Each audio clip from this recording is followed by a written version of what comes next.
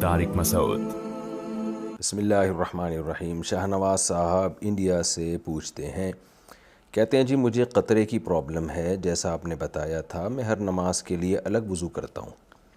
اگر مجھے نماز جمع کر کے پڑھنی ہو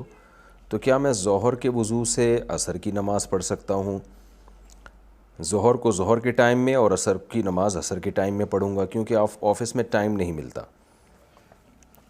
دیکھیے، اگر آپ کو قطرے کی پرابلم اتنی زیادہ ہے کہ آپ معذوروں کے حکم میں آ گئے ہیں، یعنی ٹائم ہی نہیں ملتا کہ وضو کر کے نماز پڑھیں، اسی دوران قطرہ نکل جاتا ہے، تو ایسی صورت میں معذور کا حکم یہ ہے کہ وہ ہر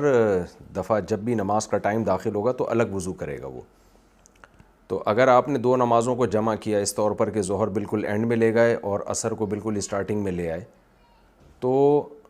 ایک وضو سے آپ دو نمازیں نہیں پڑھ پائیں گے، شرعاً آپ کے لیے جائز نہیں ہوگا۔ اس کی وجہ ظاہر ہے کہ جب آپ ظہر کا سلام پھیریں گے